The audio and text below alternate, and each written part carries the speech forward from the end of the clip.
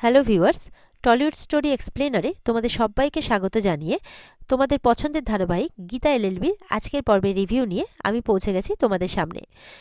তাহলে চলো আমরা দেখে নিই যে আজকের পর্বে কী হতে চলেছে।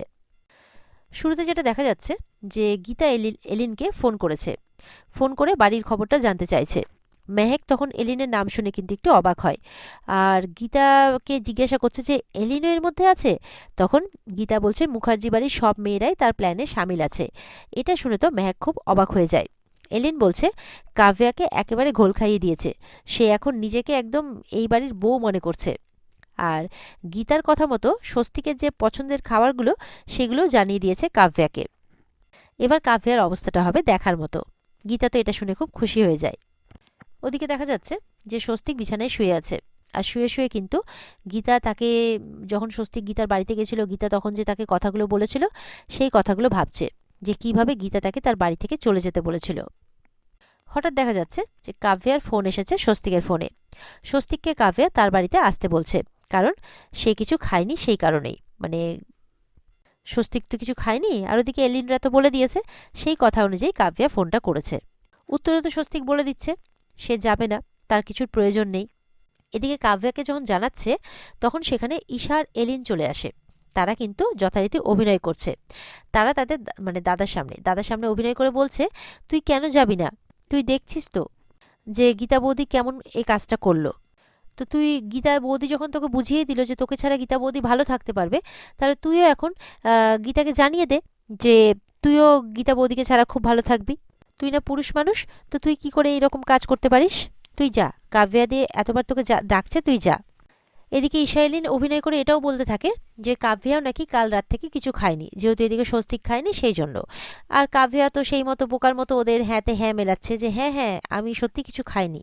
ঈশার এলিনের কথায় এবার এসে গেছে স্বস্তিক। এবার তাদের কথা অনুযায়ী কাব্যার বাড়িতে চলেও যায় স্বস্তিক।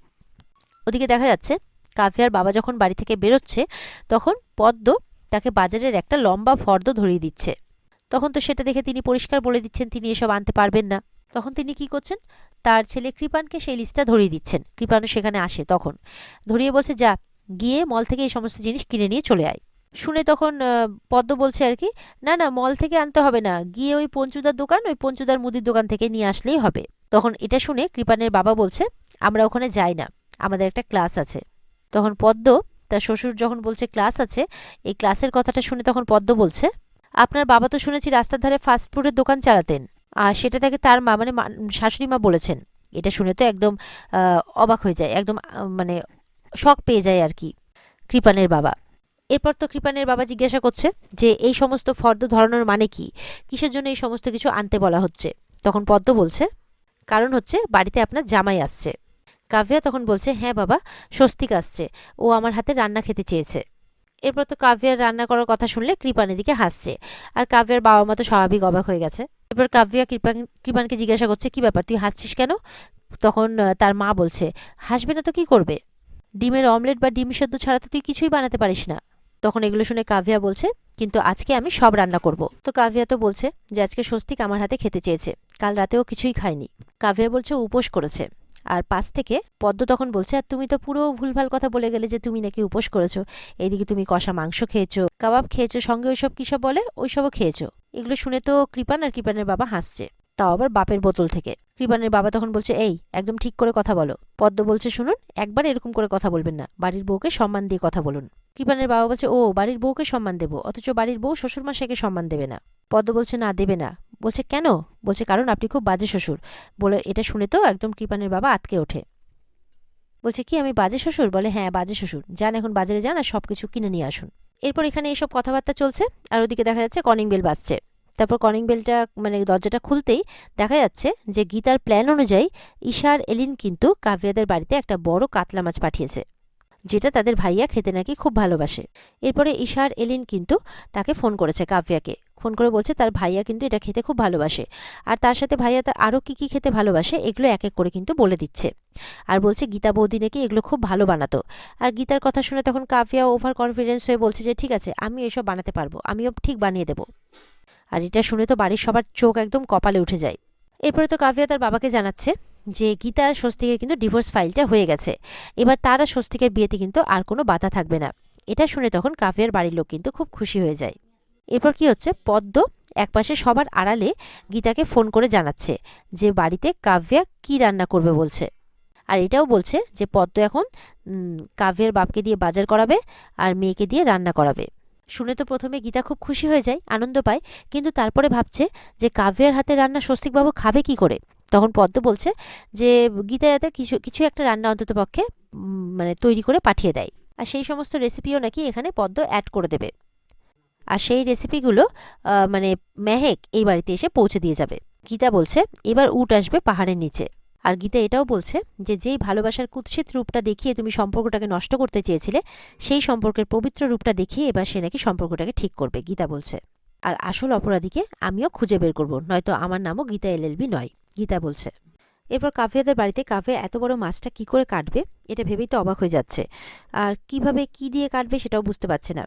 এরপরে বিরক্ত হয়ে বলছে তার চেয়ে তো বরঞ্চ আমি বটি নিয়ে গিয়ে বাজারে বসি, মাছ কাটি, লোককে দিই আর বরঞ্চ টাকা নিই। পদ্ম তখন পাশ দিয়ে উস্কে বলছে ব্যাপারটা সেই দিকেই যাচ্ছে। তখন বলছে কি বললে তুমি? বলে কিছু না কিছু না। পদ্ম তখন বলছে তাড়াতাড়ি কেটে ফেলো মাছটা, কারণ তোমার ভালোবাসার মানুষ কিন্তু আসছে, তাড়াতাড়ি নাও। এরপর কাব্যার মা যখন কাব্যাকে সাহায্য করতে চাইছে, তখন পদ্ম বলছে না না, কোনো সাহায্য করতে হবে না, ওকে একটু শিখতে দিন। ও গীতা বৌদির জায়গা নিতে চাইছে, তো গীতা বৌদি যেগুলো যেগুলো পারতো, যেগুলো যেগুলো করতো, সেগুলো তো ওকে শিখতে হবে, করতে হবে। পদ্ম বলছে আচ্ছা ঠিক আছে, তুমি যখন এতই তামাশা করছো, তোমাকে কাটতে হবে না, আমি বরঞ্চ স্বস্তিককে ফোন করে বলে দিচ্ছি, ও হোটেলে গিয়ে খেয়ে নেবে।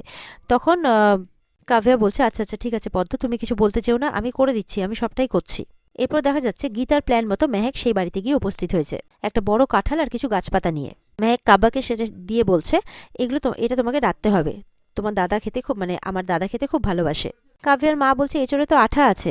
তখন মেহেক বলছে হ্যাঁ জানি তো এচড়ে আঠা আছে, ভালোবাসাতেও তো আঠা আছে। কাব্যা বলছে কি বলছো? বলে হ্যাঁ, তুমি দাদাকে ভালোবাসো না? আমি তো জানি তুমি খুব ভালোবাসো। গীতা বৌদি তো দাদাকে ছেড়ে দিয়েছে, তুমি পারবে না সেই জায়গাটা নিতে? বলো না পারবে না নিজের ভালোবাসা দিয়ে দাদাকে ভরিয়ে রাখতে? একের পরে রেসিপি বলে যাচ্ছে, কাটোয়ার ডাঁটা, কচুর লতি, এগুলো পারবে না তুমি রান্না করতে? এরপরে কাব্যা বলছে আমাদের পছন্দ তো সেই ফ্রেশ চিকেন মাটন।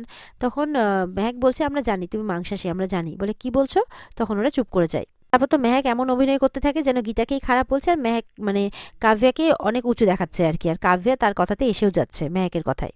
এরপর যখন মেহেক একটু বেশি বেশি ওভার অ্যাক্টিং করছে, তখন ঈশা আর ইলিন বলছে একটু একটু বেশি হয়ে যাচ্ছে, একটু কম করো। এরপরে মেহেক বলছে কি ভাবছে গীতা বৌদি, আমার দাদা ওকে ছাড়া বাঁচবে না, ওকে ছাড়া মানে ভালোবাসা পাবে না? কাব্যার মুখ থেকে তার দাদাকে ভালোবাসার কথাটা তারা প্ল্যান করে বের করে। এরপর অটোমেটিক্যালি কাব্যা বলতে থাকে যে সে স্বস্তিককে কতটা ভালোবাসে, আর স্বস্তিকের জন্য সব রান্নাও সে নাকি করে দেবে। এরপর মেহেক বলছে তাদের বাবা নাকি তাদের বিয়ে মানে তারিখও ঠিক করে ফেলেছে। এগুলো শুনে তো কাব্যা একদম খুশি হয়ে যায়। এরপরে এই সমস্ত কথাবার্তা বলতে বলতে কাব্যার মানে মেহেকের কাছে গীতার ফোন আসে। এরপরে তো গীতার ফোন এলে সবার সামনেই, মানে গীতা তো জিজ্ঞাসা করছে ফোনে যে কি চলছে ওখানে, তখন মেহেক সবার সামনে বলছে যে মাছের আঁশ কাটছে। এটা শুনে তখন কাব্যা বলছে কে ফোন করেছে?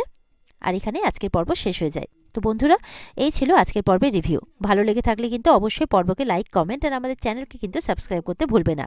তাহলে দেখা হচ্ছে আগামীকালকে। সবাই ভালো থাকবে, টাটা।